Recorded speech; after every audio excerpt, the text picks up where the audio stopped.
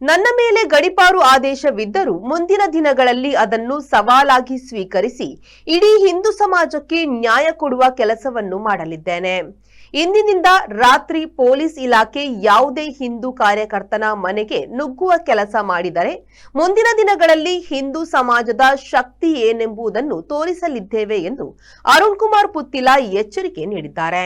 ಅವರು ಮುಕ್ರಂಪಾಡಿ ಸುಭದ್ರ ಸಭಾಭವನದಲ್ಲಿ ಹಿಂದೂ ಕಾರ್ಯಕರ್ತರ ಮನೆಗೆ ರಾತ್ರೋರಾತ್ರಿ ನುಗ್ಗಿ ದರ್ಪ ತೋರಿಸುತ್ತಿರುವ ಸರ್ವಾಧಿಕಾರಿ ವ್ಯವಸ್ಥೆ ಹಾಗೂ ಗಡೀಪಾರು ಆದೇಶ ವಿರೋಧಿಸಿ ನಡೆದ ಬೃಹತ್ ಖಂಡನ ಸಭೆಯಲ್ಲಿ ಮಾತನಾಡಿದರು. ಹಿಂದೂ ಸಮಾಜಕ್ಕೋಸ್ಕರ ಸಂಘಟನೆಗೋಸ್ಕರ ಕೆಲಸ ಮಾಡುತ್ತಿರುವ ಹಿಂದೂ ಕಾರ್ಯಕರ್ತರ ಮೇಲೆ ಸಿದ್ದರಾಮಯ್ಯ ಸರ್ಕಾರವು ಪೊಲೀಸರ ಮೂಲಕ ಸವಾರಿ ಮಾಡಿದರೆ ಅದನ್ನು ಯಾವತ್ತೂ ಹಿಂದೂ ಸಮಾಜವು ಸಹಿಸುವುದಿಲ್ಲ. ಈ ರೀತಿಯ ಕೆಲಸಗಳಿಗೆ ಮುಂದಿನ ದಿನಗಳಲ್ಲಿ ಹಿಂದೂ ಸಮಾಜ ತಕ್ಕ ಉತ್ತರ ನೀಡಲಿದೆ ಎಂದರು. ನಾವೆಲ್ಲರೂ ಕೂಡ ಈ ರಾಷ್ಟ್ರಕ್ಕೆ ಗೌರವವನ್ನು ತರತಕ್ಕಂತಹ ಕೆಲಸ ಕಾರ್ಯಗಳು, ಸನಾತನವಾಗಿರತಕ್ಕಂತಹ ಧರ್ಮದ ಕೆಲಸವನ್ನ ಮಾಡ್ತಾ ಈ ಸಮಾಜಕ್ಕೆ ಶಕ್ತಿಯನ್ನು ತುಂಬತಕ್ಕಂತಹ ವ್ಯವಸ್ಥೆಯ ಅಡಿಯಲ್ಲಿ ಜೋಡಿಸಿಕೊಂಡವರು ಅಂತ ನಾನು ಭಾವಿಸುತ್ತೇನೆ.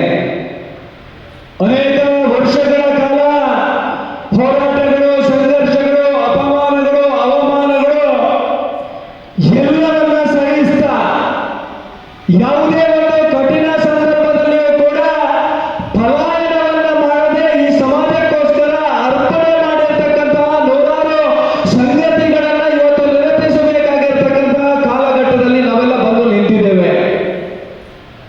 2 ವರ್ಷಗಳ ಹಿಂದೆ ಕರ್ನಾಟಕದಲ್ಲಿ ಸಿದ್ದರಾಮಯ್ಯ ನೇತೃತ್ವದ ಕಾಂಗ್ರೆಸ್ ಸರ್ಕಾರ ಬಂದ ನಂತರದ ದಿವಸಗಳಲ್ಲಿ ನಡೆದಿರತಕ್ಕಂತಹ ನೂರಾರು ವಿದ್ಯಮಾನಗಳು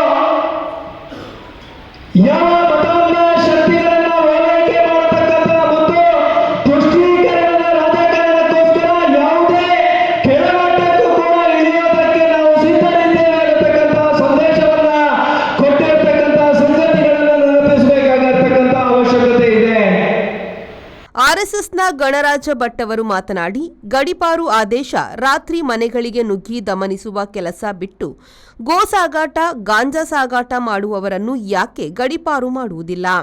ಸಮಾಜಕ್ಕೋಸ್ಕರ ಪ್ರಾಣವನ್ನೇ ಅರ್ಪಿಸುವವರನ್ನು ಗಡೀಪಾರು ಮಾಡುವುದರಲ್ಲಿ ಅರ್ಥವಿದೆಯೇ ಎಂದು ಪ್ರಶ್ನಿಸಿದ ಅವರು, ಪಾಂಡವರನ್ನು ಗಡೀಪಾರು ಮಾಡಿದ ಕೌರವರೇ ಉಳಿಯಲಿಲ್ಲ, ರಾಮನನ್ನು ಗಡೀಪಾರು ಮಾಡಿದ ರಾವಣ ಸೇನೆಯೇ ಉಳಿಯಲಿಲ್ಲ.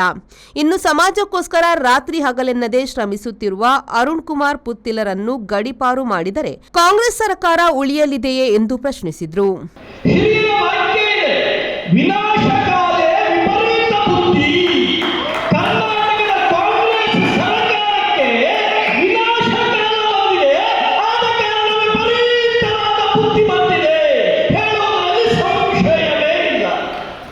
ಕರ್ನಾಟಕದ ಕಾಂಗ್ರೆಸ್ ಸರ್ಕಾರಕ್ಕೆ ಕೊನೆಯ ಮೊಳೆ ಹೊಡೆಯುವ ದಿನವೇ ಈ ಹಿಂದೂ ಕಾರ್ಯಕರ್ತರ ಗಡೀಪಾರು ಎನ್ನುವುದರಲ್ಲಿ ಯಾವ ಸಂಶಯವೂ ಬೇಡ.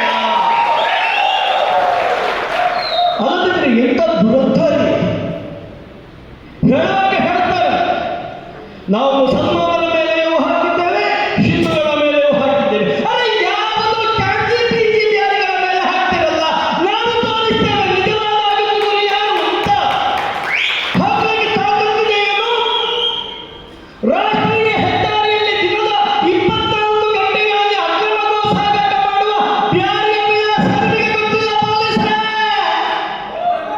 ಎಲ್ಲಿಯೋ ಒಂದು ಊರಿನಲ್ಲಿ ಅಕ್ರಮ ಕಸಾಯಿಖಾನೆ ಇದೆ ಅಂದ್ರೆ ಸಂಘಟನೆಯವರಿಗೆ ಫೋನ್ ಮಾಡಿ ಕೇಳ್ತೀರಿ ನೀವು, ಆ ಬ್ಯಾರಿನವೋ ಇಲ್ಲಿ ಓಡ್ಬಿಟ್ರವರ ಮಣ್ಣುಪಾರ ನಿಮಗೆ ಗೊತ್ತಿಲ್ಲ. ವೇದಿಕೆಯಲ್ಲಿ ಬಿಜೆಪಿ ಜಿಲ್ಲಾ ಮಾಜಿ ಉಪಾಧ್ಯಕ್ಷ ಬೂಡಿಯಾರು ರಾಧಾಕೃಷ್ಣ ರೈ, ನ್ಯಾಯವಾದಿ ಚಿನ್ಮಯ್ ರೈ, ಪುತ್ತಿಲ ಪರಿವಾರದ ಅಧ್ಯಕ್ಷ ಮಹೇಂದ್ರ ವರ್ಮಾ, ಗೌರವ ಸಲಹೆಗಾರ ಚಂದಪ್ಪ ಮೂಲ್ಯ, ಖಜಾಂಚಿ ಗಣೇಶ್, ಪ್ರಧಾನ ಕಾರ್ಯದರ್ಶಿ ರವಿಕುಮಾರ್ ಮಠ ಸೇರಿದಂತೆ ಹಲವರು ಉಪಸ್ಥಿತರಿದ್ದರು. ಬಿಜೆಪಿ ಮುಖಂಡ ಉಮೇಶ್ ಕೋಡಿಬೈಲು ಸ್ವಾಗತಿಸಿ ಪ್ರಾಸ್ತಾವಿಕವಾಗಿ ಮಾತನಾಡಿದರು. ವಿಜಯ್ ವಿಖ್ಯಾತ್, ನವೀನ್ ರೈ ಪಂಚಳ ಕಾರ್ಯಕ್ರಮ ನಿರೂಪಿಸಿದ್ರು. ಅನೀಶ್ ವಿ4 ನ್ಯೂಸ್ ಪುತ್ತೂರು. ಪುರಾತನ ಹಾಗೂ ಪಾರಂಪರಿಕ ನೋವು ನಿವಾರಕ ತೈಲ ಎಕ್ಕದ ಎಣ್ಣೆ. ಅನೇಕ ಕಾಯಿಲೆಗಳು ಒಂದು ಮದ್ದು, ಅದು ಎಕ್ಕದ ಎಣ್ಣೆ. ಮಂಡಿ ನೋವು, ಸೊಂಟ ನೋವು, ಬೆನ್ನು ನೋವು, ಕೀಳು ನೋವು, ಸುಟ್ಟಗಾಯ, ಯಾವುದೇ ರೀತಿಯ ಚರ್ಮದ ಸಮಸ್ಯೆಗಳಿಗೆ ರಾಮಬಾಣ. ನಿಮ್ಮ ಹತ್ತಿರದ ಮೆಡಿಕಲ್ ಸ್ಟೋರ್ಸ್ ಮತ್ತು ಜನರಲ್ ಸ್ಟೋರ್ಸ್ಗಳಲ್ಲಿ ಲಭ್ಯ. ಇದೀಗ ಆನ್ಲೈನ್ನಲ್ಲೂ ಗ್ರಾಹಕರಿಗೆ ಸಿಗಲಿದೆ. ಹೆಚ್ಚಿನ ಮಾಹಿತಿಗಾಗಿ ಕೃಷ್ಣ ಎಂಟರ್ಪ್ರೈಸಸ್, ಕಾರ್ಕಳ, ಉಡುಪಿ. ದೂರವಾಣಿ ಸಂಖ್ಯೆ 9448 608 426.